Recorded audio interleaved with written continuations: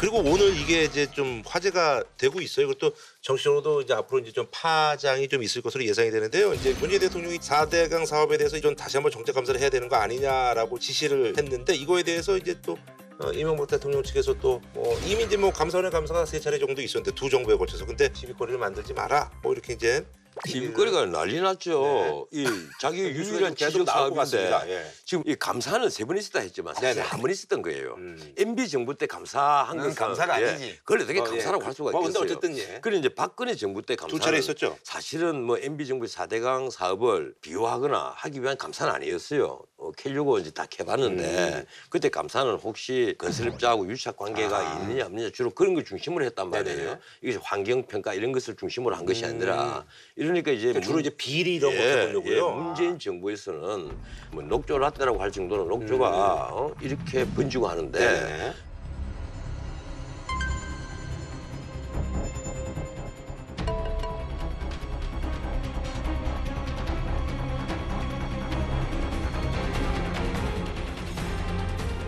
과연 이것이 이 볼을 그대로 유지를 해야 될지 아니면 볼을 다 뜯어버려야 될지 이런 걸 제대로 감사를 해야 되지 않느냐 이제 나는 이 취지로 봤습니다. 근데 지금 4대강 사업에 대한 대통령의 지시 내용은 두 가지인데요. 하나는 우선 녹조가 본격 발생할 시기가 지금 왔잖아요. 그렇죠, 그렇죠. 예. 그래서 녹조가 심하게 발생하면 농업용수도 못 쓰게 되니까 볼을 열면 수위가 낮아지잖아요.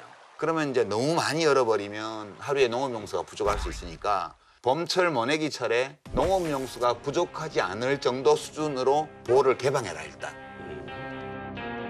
그다음에 향후의 상황을 봐가면서 상류 쪽 보도 열지 안 열지를 검토하는 거예요. 이게 첫 번째 응급조치에 관한 지시고 두 번째는 근원적으로 4대강 사업으로 인해서 만들어진 보와 유속 등등 이 녹조에 영향을 미치는 제반 요소들을 누구 한 사람이 지금 부족한 정보를 가지고 주관적으로 평가해서 정책을 그냥 결정할 수가 없으니까 이 감사의 의미는 지금 변호사님 지적하신 것처럼 거기 비리가 있었냐 이런 문제에 초점을 둔 게 아니고 과연 보를 만들어 놓은 이 상황에서 현재의 4대강의 생태가 지속 가능한가?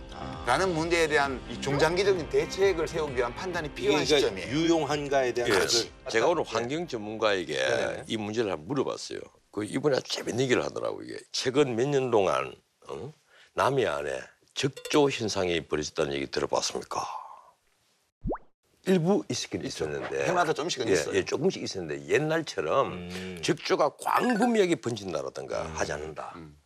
그게 이 방류를 다 해버리면 특히 가축 폐기물, 이 오염된 이런 가축 폐기물이 곧장 낙동강 흘러서 바다로 흘러 들어가면 결국은 이제 적조의 원인이 된다는 거예요. 그러니까 해수에 과잉 영향이 들어가는 거예요. 그래서 근해에 적조가 발생할 확률이 높아지는 건데 해수로 연결해 있는 건 맞죠. 그래서 자꾸 이쪽에 녹조라떼 하는데 또 한편 바다에 어업에 종사하는 분들은 지금 가슴 졸이고 있다 이 얘기를 하더라고요. 근데 그거는 인과관계가 어민들이 좀 호의적으로 이제 본다는 얘기인가요? 그 상관관계가 호의적이라기보다 입증된 건 아니다. 입증된 건 아니지만 그런데 실제로 보니까 이쪽에 녹조 얘기가 나오면서 적조 얘기는 쑥 들어갔거든요. 근데 적조도 해마다 적조 발생해요. 엄청나게 문제가 됐어요. 그런 것도 이번에 조사하면 되겠네요.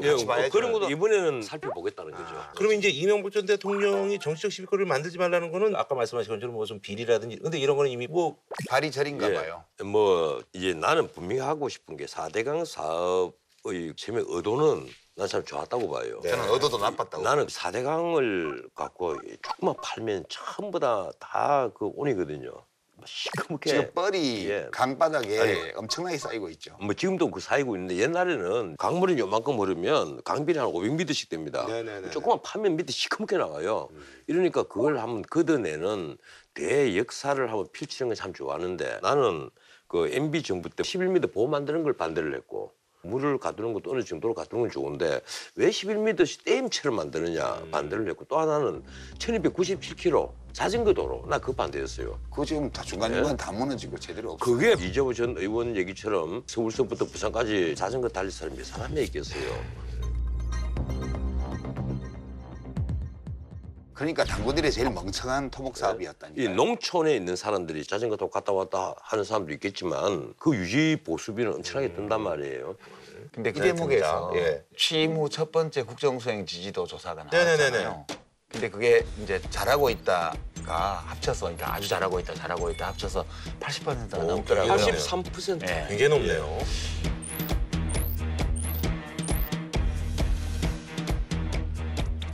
갤럽이 83%. 역대 정부가 이렇게 높았나요? 아니 좀 유달리 문재인 정부가 좀 약간 더 높아요. 그러니까 집권 후 이명박 대통령 때가 80%에 육박했고. 그래서 처음에는 다 산뜻하고 전 정부와 늘 비교가 되거든요. 모든 정부가 그래 왔어요. 근데 초심 우리가 참 한때 여의도에서 처음 치름이랄까 모임도 있고 그랬잖아요. 초심을 잃지 않고 얼마나 가느냐에 따라 달려있단 아니, 말이에요. 이게 현재요. 저는 지금 높은 것은 세 가지 요소가 있다고 봐요. 네네네. 이게 어떤 요소 때문에 이렇게 높게 나오는가를 보면 앞으로 어떻게 될지를 좀 예측할 수가 있는데 제일 첫 번째는 우선 잘하니까 그런 거 있죠. 절대적 기준으로 국민의 마음을 얻고 있고. 잘 하는 예, 것 같아요. 있고요. 두 번째는 이른바 기저효과라고 그래서 기저요. 그래서 기저효과 이건 주로 박근혜 대통령하고 네네. 비교를 자꾸 하니까 직전 대통령하고 그러니까 모든 게 달라 보이고 좋아 보이는 거예요. 그게 두 번째 인사하는 효과가 방식이라든지 이런 것들. 기저효과고요. 세 번째가 허니문 효과인데 네네. 그러니까 언론이 비판을 자제해요. 그럼요. 심지어는 거의 예찬을 해요. 요즘 뭐 종편 TV 같은 데서 문비어천가 부르는 거 보면 제가 좀 낯이 좀 간지러워요. 그러니까 이게 고령층 유권자들에서도 잘한다는 비율이 거의 70%가 나오는 이유가 언론이 제공하고 있는 허니문 효과. 이게 세 개예요. 이게 세 개인데 허니문 효과는 시간 지나면 자동 빠지겠죠? 없어지게 예. 돼요. 허니문 효과는 뭐 6개월? 외국에서는 한 6개월 이르잖아요. 우리는 근데 그렇게 오래 안 가요. 우리는 그렇게 오래 안 갑니다. 두 번째는 기저효과도 박근혜 대통령하고 비교하는 것도 하루 이틀이지. 그렇죠. 계속 비교하다 보면 나중에 심드렁해져요. 아니 그래도 이 세간에 나오는 얘기가 정확할지 몰라요. 문재인 정부는 굉장히 편할 수 있다. 그리고 문재인 정부 때 야당도 굉장히 편할 수 있다. 무슨 말인가 하면 문재인 정부는 박근혜 정부가 하는 거 정반대로만 하면 점수 딴다. 그것도 하루 이틀이라니까요. 문재인 정부의 야당은 옛날에 민주당이 하는 거와 정반대로 하면 점수 딴다. 안 그래요. 야당은 대차게 싸워야 돼요. 조만간 싸우러 나올 거라고 봐요, 야당이. 제일 오래 남을 수 있는 게 초심 효과인데 이거는 본인들 하기 달린 의지에 거거든요. 달렸죠, 예. 그래서 저는 지금 이 높은 지지율을 보면서 네. 약간 진보 농객으로서 좀 불안해. 그래서 저는 지지율이 높을 때 그때 비극의 씨앗이 뿌려지는 경우가 되게 많다고 봐요. 문재인 대통령은 되게 안정적인 성품을 가지고 있는 분이기 때문에 큰 걱정은 안 하는데 개인은. 그러나 거기 다 문재인 대통령 같은 사람만 모이는 게 아니잖아요. 동서고금의 역사를 보더라도 어려울 때는요. 난관에 봉착했을 때는 잡념이 안 생겨요. 근데 이게 꽃길 걸을 때 문제가 생기거든요. 이게 지지율이 이렇게 높을 때 오바에서 사고 치는 분들이 있을 그때 것이다. 특히 권력 다툼 그런 게 있었잖아요. 그렇죠. 그동안에. 예. 여러 가지가 생길 수 있는데 우선 내부의 권력 투쟁이 생길 수도 네. 있고요. 그러니까 권력의 기본 속성이 뭐냐 하면 모든 권력은 집중을 추구해요. 그리고 집중 가다 보면 그 권력 내부에서도 또 집중 경향이 있어요. 네네네. 그러다 보면 그 안에서 비리가 생기거나 권력 투쟁이 발생하거나 예. 그게 밖으로 튀쳐나오거나 예. 이럴 위험성이 생기는 거고요. 두 번째는 집중된 권력은 항상 남용의 위험이 따라요. 그러니까 그게 집중된 권력을 사적인 목적으로 이제 쓰게 되는 거죠. 근데 그게 지지율이 낮고 정부가 여러 가지 어려움에 봉착해 있으면 그런 욕심을 못 내는데 이게 공행진을 하게 되면 느슨해지기 때문에 내부에서 그런 씨앗이 뿌려지거든요. 아하. 그래서 저는 이 지금 초기에 이 높은 지지율이라는 것은 좀 시간이 지나면 이게 꺼질 거니까 그 점을 이제 명심하지 않으면 네. 이제 굉장히 위험한 상황에 처할 수 있다고 보고요. 난 근데 이 두 가지 점을 세 얘기하고 가지 중에서 싶은데 이제 두 가지는 어차피 이제 예. 없어질 불리한 조건이 될 방금 테니까. 그 뇌물죄가 만약 무죄를 받아버리는 아하. 경우에는 상당한 그 정부의 타격이 있다고 봐요. 이 정부가 뭐 박근혜 뇌물죄 받은 것 때문에 탄핵당한 건 아니잖아요. 네네. 예. 헌법을 위반하고 민주주의 메커니즘을 네네. 그 완전히 망가뜨렸기 때문에 소화하지 않았다. 예. 예, 그것 때문에 이제 탄핵을 받은 건데 근데 만에 하나라도 뇌물죄가 무죄로 나오면요 상당히 이제 정부의 타격이 갑니다. 그런 문제가 하나 있고 그런 변수도 있죠. 또 하나는 문재인 대통령이 여러 가지 공약을 많이 했잖아요. 우선 노령임금 30만 원 올려주고 네. 아동수당 주고 병사봉급 올리고. 병사봉급도 올려야 되고 그다음 네. 군대도 튼튼히 해야 되고 뭐 돈 쓸 때가 한 군데 두 군데가 아니란 말이에요. 무슨 일자리 이것만 하더라도 당장 10조 원 추경을 해서 공공부문 일자리부터 늘리겠다 이 얘기인데 돈 나올 것이 안 하거든요.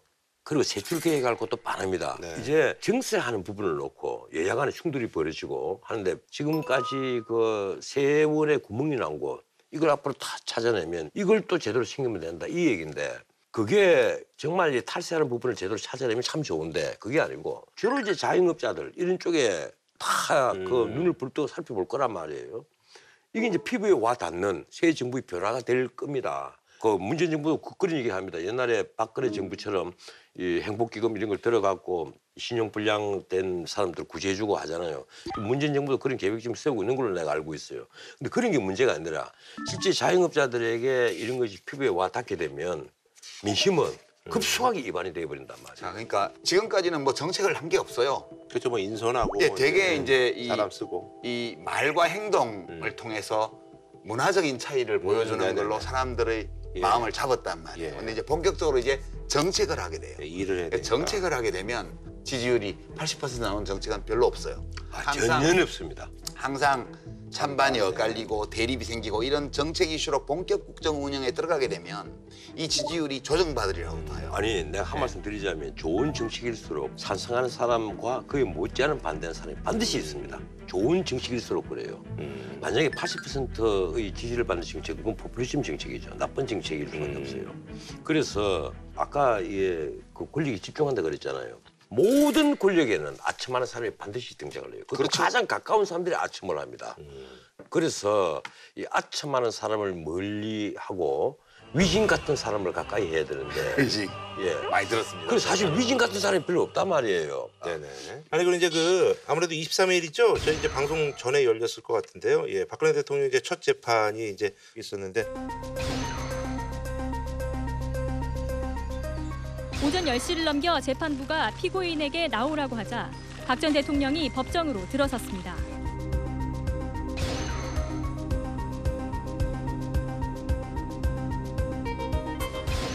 잠시 뒤 공범으로 지목된 최순실 씨가 들어왔습니다.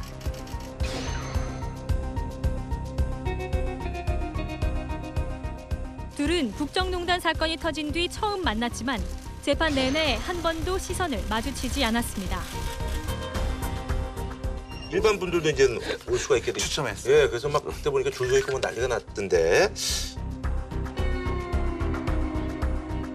박근혜 대통령이 지금 이제 수감이 되온 이후로 한 번도 저희가 이제 그 모습을 본 적이 없었는데 TV 화면에 뭐 모르겠습니다. 나올 때 또 좀 다른 거 나올지는 모르겠는데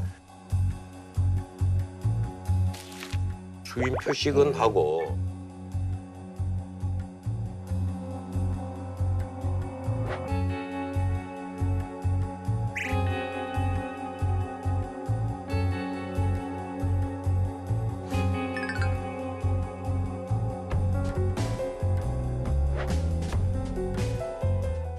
아마 많은 국민들에게 충격을 줄 것이다. 예. 저희가 또 재판상에 또 봐야 될 그런 사항들은 또 있나요? 첫 재판이라서 네네네.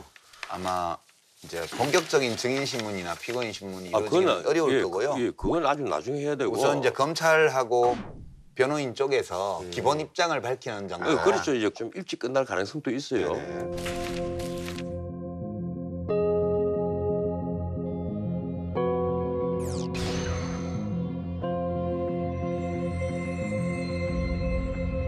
그런데 문재인 대통령이 그 윤석열 중앙지검장을 빨리 임명한 것은 그 대통령이 직접 그 임명 사유를 얘기를 했지 않습니까?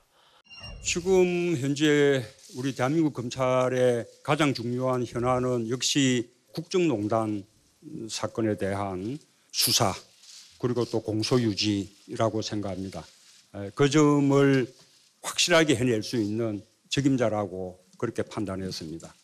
국정농단 사건 더 수사를 해야 될 부분 공소유지를 해야 될 사안. 또 봐야 되고 그런 그런 거에 거에 대해서 가장 잘 무엇보다도 아는 사람이 이제 이 그분이다. 최순실 게이트 이 공소유지가 필요하다. 여기에 공소유지라고 하면 뭡니까? 아주 대표적인 범죄가 바로 뇌물죄예요. 네. 뇌물죄가 어디서 시작됐습니까? 특검에서 시작됐잖아요. 네네네. 특검은 이제 박영수 특검 네. 이 부분을 수사를 한 사람이 윤석열 팀장입니다. 네네네. 그런데 박근혜 대통령 기소는 특검 사건이 아니에요. 네. 중앙지검에서 기소한 걸로 돼 있습니다. 그래서 윤석열 중앙지검장이 사실은 이 중앙지검장을 하게 되면 바로 지금 중앙지검에서 좀 더 공판 관여를 해야 되거든요. 네네네. 이 재판은. 그래서 서두를 임명한 것 아니냐. 저는 이렇게 봐요.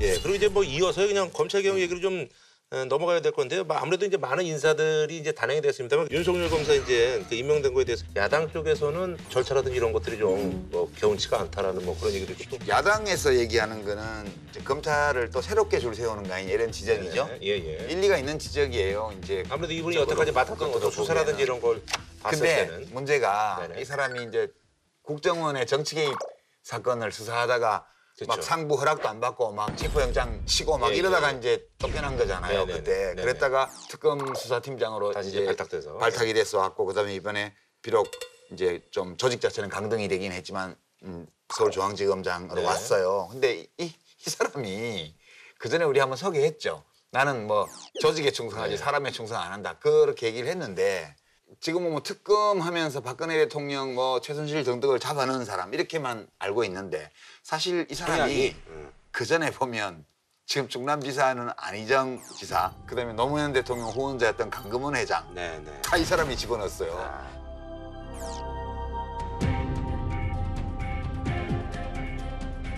수사 자체만 집중하시는 분이 아니 윤석열 검사에 대해서는 내가 주변에 얘기를 들어보니까 평가가 극과극으로 갈려요. 예, 어떤 분은 검사로서 꼿꼿하고 자기 직분에 정말 충실한 사람이다 이렇게 평가하는 사람도 있고 또 어떤 분은 정말 크게 보지 못하고 아주 좁게만 보는 그런 검사로 검사가 좁게 사건만 보면 되지 뭘 더 봐요. 아니 근데 검사장 최소한 검사장급으로 올라가면요 시야가 넓어져야 됩니다. 그것 때문에 평검사 위에 부부장 검사가 있고 부장 검사가 있고 차장 검사가 있고 검사장이 있는 근데 거예요. 서울중앙지검장 이런 사람이 해야 된다고 봐요. 그래야 지금 청와대에 새로 들어간 분들 앞으로 정부에 들어갈 분들이 좀 조심할 거 아니에요. 아이고 몰리면 죽는다, 말씀은 다 이런 거. 그렇게 하죠. 당장 지금 검찰 안에서도 내부에서도 말이 많거든요. 기존 그 법규가 너무 명백해요. 검찰청법에 나와 있습니다. 법에 의하면 검사인사위원회에서 논의를 해서 네. 그리고 검찰총장이 의견을 상신을 합니다. 그러면 법무부 장관이 판단을 해서 제청을 하는 거예요. 네네. 대통령에게 순서가 딱 정해져가 있어요. 네. 그런데 아무리 급하지만 이걸 하면서 누가 보더라도 법규를 위반한 것으로 보이더라고. 왜 이렇게 하나? 근데 이건 이제 이창재 차관이 인터뷰한 걸 보면 이제 자기가 퇴임하기 전에 절차를 거쳐서 추천하고 갔으니까 문제 없다 이렇게 얘기한 건데 어떻게 얘기했든지 간에 지금 인수위 없이 출범한 정부고 여러 가지 중요한 국가적인 현안들이 지금 밀려 있는 상황이어서 장관 직무대행인 차관로 하여금 이제 제청하게 하는 절차를 밟은 거죠 지금. 그거는 우리 청와대에서 처음에 뭐라고 했는가 하면 뭐 법무부 차관과 협의했다 이렇게 얘기를 했어요. 그럼 협의는 제청이 아니거든요. 그래서 이제 부천지청장이 뛰어들었잖아요. 뭐냐 정확히 하자. 설명을 해라 해명을 해라. 이러니까 청와대가 또 답변을 합니다. 그게 협의가 아니고 제청을 했다. 또 이렇게 말을 또 바꾼 거예요. 이 우리가 보기에는 너무 어색한 거예요. 왜 굳이 궁색하게 이렇게 하느냐. 나는 뭘 염려하는가 하면 네. 박근혜 전 대통령이 이 헌법 위반 5개, 법률 위반 8개로 이 탄핵 소추안을 만들었습니다. 그 기준에 맞춰서 보면요. 지금 충분히 법률 위반으로 판단될 수가 있는 거예요. 나는 문재인 대통령이 인사하는 걸 나는 그 비교적 나 잘한다고 보거든요. 네네네. 뭐 잘한다고 보는데 이왕이면 이왕이면 조금 며칠 늦으면 좀 어때요? 법규를 좀 지켜서 다른 논란을 미연에 방지를 하면 며칠 늦은 게 아니고요. 총리 인준해서 국회 동의받고 아니죠. 다시 제청받아서 장관 임명하면 7월 달까지 가요. 아니 그게 아니고 예? 근데 지금 중앙지검장하고 법무부 검찰국장이 부하 직원들하고 같이 검사들하고 있으면서 돈 봉투나 돌리고 이런 판국에 언제 그거를 2달을 기다려요. 빨리빨리 조처해야지. 아니 법무부 차관은 이창재 차관은 21일 임시로 떠난 사람이잖아요. 떠나는 법무부 차관이 윤석열 중앙지검장을 제청을 하는 형식이 됐단 말이에요. 그럼 차관은 새로 언제든지 임명이 가능하잖아요. 청문회 없이. 그러면 신임 법무부 차관이 제청을 하는 형식이라도 되면 좀 보기가 매끄럽죠. 급했어. 예, 급하긴 참 급했던 모양인데 문제는 대통령이 이게 검사장 인사를 직접 설명을 했단 말이에요. 물론 옆에 그 윤석열 씨를 뭐 세워놓지는 않았지만은 그 이유까지도 직접 밝힌 거예요. 예. 이 국정농단 사건 추가 수사를 해야 되고. 그러니까 급해서 그렇다는 얘기를 한 거죠. 예, 그리고 무엇보다도 공수유지해야 된다. 그러니까 급해서 그랬다니까요. 그 얘기예요. 대통령이 직접 설명한 거는 급하다는 표현만 안 썼지. 그 내일 모레 곧 재판도 있고 한데 이거. 저 급해요. 예. 그 얘기를 한 거고요. 예. 이제 국민들은 일반적으로 급한가 보다. 급할 만하지. 그렇게 해서 넘어가는 분이 아니 그러니까